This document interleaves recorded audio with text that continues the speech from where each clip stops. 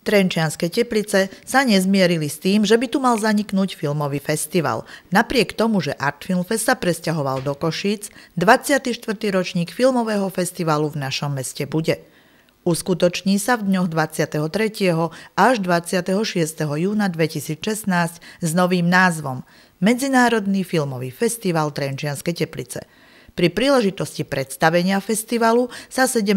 mája konala v bratislavskom Kartone tlačová konferencia za účasti mnohých slovenských médií. Na konferenciu prijali pozvanie členovia prezídia festivalu i primátor mesta Štefan Škultety, ktorý filmové podujatie podporuje od svojho nástupu do funkcie v roku 2006. Trenčianske Teplice ako mesto 23 rokov bolo pri tom, ako sa uskutočňoval festival v Trenčianskych Tepliciach. Bol na začiatku toho festivalu a počas tých 23 ročníkov a pomáhalo mu finančne, organizačne, technicky. A ja som veľmi rád, že mienime so skupinou ľudí pokračovať v tejto tradícii a v Trenčianskych Tepliciach bude aj 24. rok tradičný filmový festival.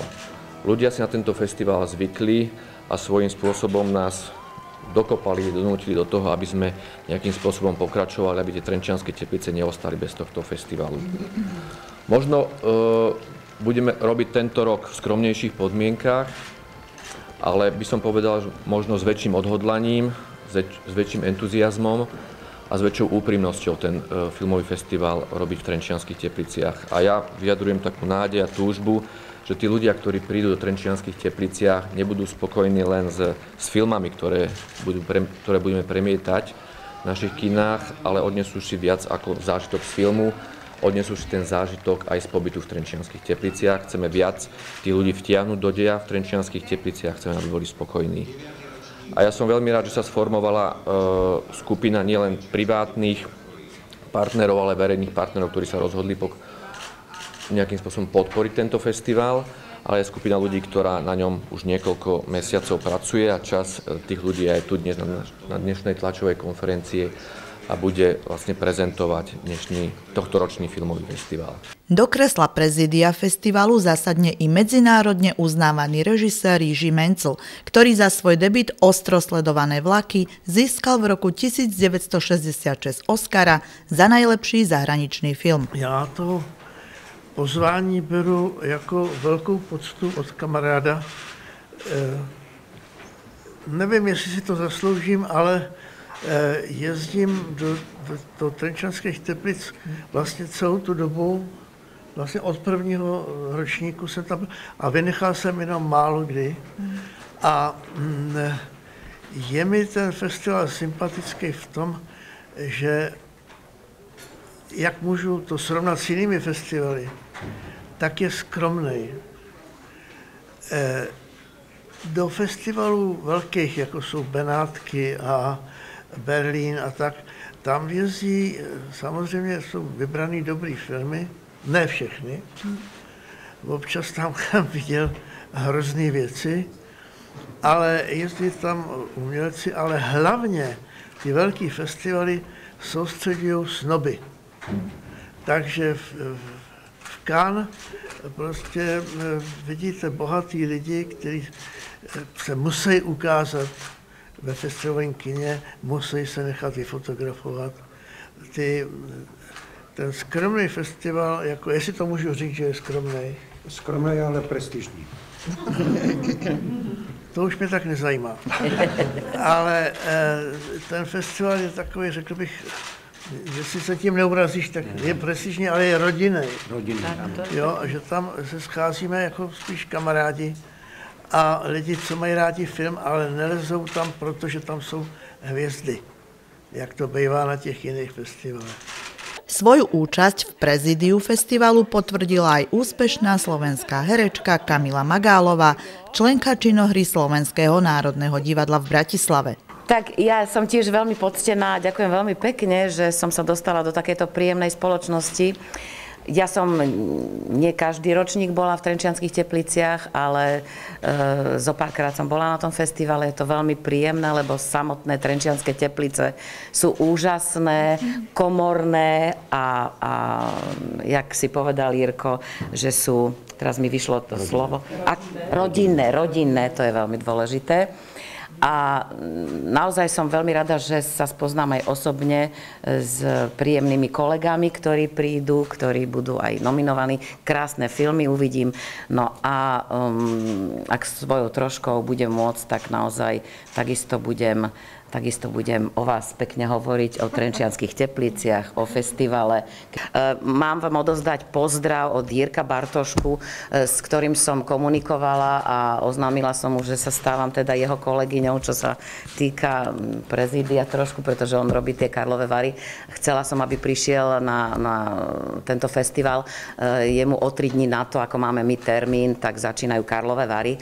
Takže by to bolo na knap. Nepovedal úplne nie, povedal, že keď mu to len trochu príde, ale pozdravuje nás všetkých a drží nám palce a tiež sa v Trenčianskych Tepliciach niekoľkokrát veľmi dobre cítil. Najviac otázok novinárov smerovalo na čestného člena prezídia festivalu Petra Hledíka, ktorý je aj členom Európskej filmovej akadémie. A potom, ako skončil ten predchádzajúci, tak som sa skutočne zaprisahal, že už sa budem venovať tomu, čo som sa snáď naučil čiastočne od školy, ktorá sa volá FAMU, ale viac od takých ľudí, ako je tu sediaci Jirka Mencel a ďalší. Ale ako tepličiar som nemohol potom neprijať vlastne tú výzvu zúčastniť sa na tom príprave toho teplického festivalu, pretože neviem si predstaviť, že by sa v Tepliciach festival nekonal. Myslím si, že tam patrí a myslím si, že to, čo nás čaká, vzniklo zásluhou všetkých tých, ktorí vidíte, ale mnohých ďalších, ktorí nevidíte, ktorí tu sedia aj medzi nami, zásluhou tepličiarov. A ja teraz ako prvé chcem poďakovať všetkým, ktorých som stretával a ktorí sa ma pýtali, prečo nepokračuje festival v Tepliciach a či bude. A boli to diváci, a boli to aj domáci sponzori, boli to domáci podnikatelia, ktorým ďakujem. Umeleckou riaditeľkou festivalu je pani Ľudmila Cviková, ktorá od roku 1997 do roku 2011 pracovala ako kurátorka filmových programov na Medzinárodnom filmovom festivale v Rotterdame a 2 roky zastávala funkciu umeleckej riaditeľky na Artfilme v Trenčianskych Tepliciach. Takže tento rok na špeciálne pozvanie pána primátora Škultetyho a pána Hledíka som túto funkciu znovu prijala. Je to určitý comeback, návrat pre mňa, návrat domov. Veľmi sa teším, lebo neviem, či teda viete, moje tajomstvo je, že som sa v Trenčianskych Tepliciach narodila. Takže je to taký dvojitý návrat domov a na kúpalisku Žaba som sa ako puberťák kúpala. Takže som veľmi rada znovu, že je znovu otvorené a že sa aj stalo súčasťou festivalového diania. Taktiež som rada, že moje dlhoročné medzinárodné skúsenosti môžem priviesť domov a špeciálne na tento festival, ktorý je môjmu srdcu blízky. Medzinárodný festivalový svet je veľmi bohatý na filmy, takže ja som presvedčená, že budeme môcť priviesť na Slovensko aj filmy, ktoré tu ešte neboli ukázané v slovenskej premiére. Čo sa týka premietacích možností, máme tu Kino Prameň, Kino Kurs v Kursalóne, potom Pax, Open Air a Žaba. Časť filmov budeme premietať aj v kine Trenčín, kino Metro. Čo sa týka programu, možno ste už videli teda nejaké informácie na našej webovej stránke, ale zopakujem také gro. Vraciame sa k súťaži školských filmov, ako pán Hledík povedal. Súťaž sa volá Na ceste, je to znovu taký comeback, pretože vlastne festival v 92. začínal takisto súťažnými filmami školskými. Čo je novinkou tento rok, je cena, ktorá sa nazýva Zlatá žaba. na čo sme teda hrdí, prepájame zelenú žabu so zlatou žabou. Ďalej, ako ste si už prečítali, venujeme Katrin Deneuve, ktorá kedysi dostala ocenenie v Trenčianskych Tepliciach malú sekciu. Tu by som chcela vymenovať aspoň jeden film, starú klasiku zo 64. roku Dažničky z Cherbourgu, Jacquesa Demyho, ktorý je vlastne film, ktorý získal Zlatú palmu v 64. roku a patrí teda k 20 najlepším filmom. Určite film, ktorý najmä mladé generácie treba vidieť a staršie generácie, ktoré ste nevideli, odporúčame. Krásny muzikál. A ďalej venujeme tak ako pripomenáme si talianskeho režiséra Ettore Scolu, ktorý v tomto roku nás opustil. Čo sa týka medzinárodného filmu, tu premietame súčasné filmy. Súčasné filmy z celého sveta, malo by to byť také okno do sveta. Ja som toho názoru, že filmové festivály by mali kultivovať vkus diváka, čiže prinášať filmy, ktoré v bežnej distribúcii nie sú a pomáhať mu to, ako sa hovorí, film je okno do kultúry. Tak ako po ostatné roky, aj tento rok poctia festival významné hviezdy strieborného plátna, ktoré si osobne prevezmú svoje ocenenie. A kto príde na festival tento rok? V Trenčianskych Tepliciach pokračuje oceňovanie hercov s drobnou, takou povedal som, malinkou kozmetickou zmenou. Volá sa to Artist Mission Award. To znamená umelcová misia. Tá cena je obdobná, je to tabuľka na Moste slávy a Chiara Mastroianni. Cena Zlatá kamera je tak univerzálna cena a udeľuje tú cenu toľko festivalov, že nemáme žiadny problém s tým, že udelíme aj Zlatú kameru. A vzhľadom k tomu, že sa skutočne chceme venovať domácej tvorbe a podporovať, iniciovať a nie len rozprávať o tom, ale skutočne podporovať domácu tvorbu, tak prvým držiteľom Zlatej kamery v tomto novom období bude pán Marek Leščák. Novinárov zaujímala aj otázka rozpočtu, ktorú okrem Petra Hledíka doplnil primátor nášho mesta Štefan Škultéty, ktorý je vyhlasovateľom festivalu. K tomu je pravda, že sme nežiadali vlastne napríklad audiovizuálny fond o dotáciu.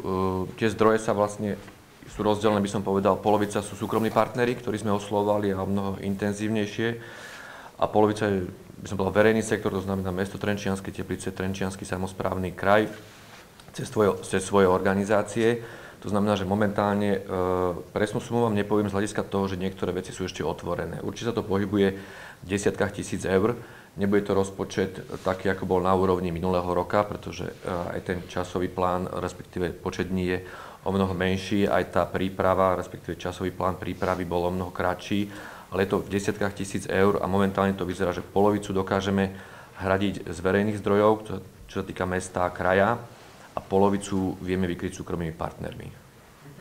Čestného občana nášho mesta a zakladateľa filmového festivalu v Trenčianskych Tepliciach Petra Hledíka sme sa spýtali na hviezdy tohtoročného filmového podujatia.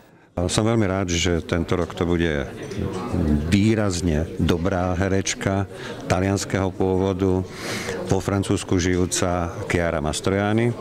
Pokiaľ niekto to meno nepozná, tak je to dcéra Katrin Deneuve a Marcella Mastroianniho. A pri tej príležitosti samozrejme, že premietneme nielen jej filmy, ale aj filmy Katrin Deneuve a diváci budú mať možnosť vidieť aj Marcella Mastroianniho na plátne. Čo sa týka tej umelcovej misie, nechcete prezradiť druhé meno? Bude to Slovák alebo Čech? Aspoň to nám povedzte. Prezradím, nebude to Slovák. Môžem sa ešte spýtať na festivalovú kaviareň, ktorá bola veľmi populárna, bývali tam hudobné večery. Bude takéto podujatie počas festivalu? Budú podujatia počas festivalu, budú inovované, budú ale vždycky súčasťou tej dobrej atmosféry, ktorá tam bola. Snažíme sa o to, aby tie 3 dni, 4 dni v Trenčianskych Tepliciach tento rok a budúci rok, ešte ten ďalší rok, festivalový týždeň, bol nezabudnutelný, takže samozrejme, že bude. Filmový festival, ktorý patril v Trenčianskych Tepliciach medzi významné kultúrne udalosti, teda pokračuje a opäť privítá domáce a zahraničné filmové osobnosti. Organizátori sú presvedčení, že očakávania svojich hostí splnia. Podrobnejšie o programe Medzinárodného filmového festivalu vás budeme informovať v našich budúcich vysielaniach i prostredníctvom videotextu.